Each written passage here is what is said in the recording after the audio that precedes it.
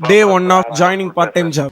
வணக்கம் நண்பர்களே, வாழ்க்கை நிலவரத்தில் இது 33வது எபிசோடு. நான் ஒர்க் பண்ண போற ஸ்டோர்ல கிளீன் ஷேவ் பண்ணணுமா, அதனால ட்ரிம் பண்ணிட்டேன். இன்னைக்கு தான் முதல் நாள், லேட்டா போக கூடாதுன்னு ரொம்ப ஸ்ட்ரிக்டா சீக்கிரமா எழுந்து கிளம்பிட்டேன். நமக்கு மெட்ரோல உட்கார சீட்லாம் கிடைக்குது நண்பர்களே, அதிசயமா இருக்கு. மெட்ரோ இறங்கி நடராஜா சர்வீஸை போட்டே வந்துட்டேன். நம்ம எங்க ஒர்க் பண்ண போறோம்னு சொல்லவே இல்லைல்ல. நம்ம ஒர்க் பண்ண போற இடம் மெக்டொனால்ட்ஸ். ஒர்க் படி எல்லாமே ஓகே நண்பர்களே. கிளீன் ஷேவ் பண்ண சொன்னதுதான் லைட்டா கஷ்டமா இருக்கு. முதல் நாள் அப்சர்வேஷன்னால பெருசா அந்த வேலையும் இல்ல. ஒரு மணிக்கு ஷிஃப்ட் முடிஞ்சதும் எம்ப்ளாய் மீல் கொடுத்து அனுப்பி விட்டாங்க.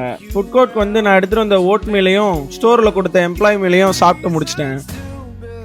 இங்க இருக்கிற அட்மாஸ்பியர் ஒரு மாதிரி நல்லா தான் இருக்கு. அன்னைக்கு நம்ம பார்சிலோனா ஜெர்சி வாங்கணும்ல, அதுல நெய்மார் 11 பிரிண்ட் பண்ண கொடுத்துருந்தேன். நான் ஒர்க்குக்கு வந்ததுனால காஃபி நண்பர் போய் வாங்கிட்டு வந்தான். அந்த ஜெர்சியை பார்த்து என் முகத்துல இல்லாத சிரிப்பு அப்போ இருந்துச்சு நண்பர்களே. அதே சந்தோஷத்தோட வந்து ஆளுக்கு ஒரு காப்பி போட்டோம். வீட்டுக்கு வந்து கடைக்கு போற வேலை இருந்தது. புது சொக்காவை குதூகலமா போட்டுக்கினேன் நம்ம நண்பரை பிக்கப் பண்ண வந்துட்டேன். அங்க போனா ஏரியா கைஸ்லாம் சுத்து போட்டானுங்க. அவங்க கிட்ட இருந்து தப்பிச்சு வண்டி எடுத்துட்டு கிளம்பிட்டோம். எங்க ஏரியால இருந்து கொஞ்சம் தூரத்துல பிளான் சென்டர் இருக்குன்னு தெரிஞ்சு இங்க வந்திருக்கோம். வந்ததுக்கு உபயோகமா நிறைய பிளான்ஸ் பார்த்துட்டு அதுல தோழர் ஒரு சில பிளான்ஸ் வாங்கினா.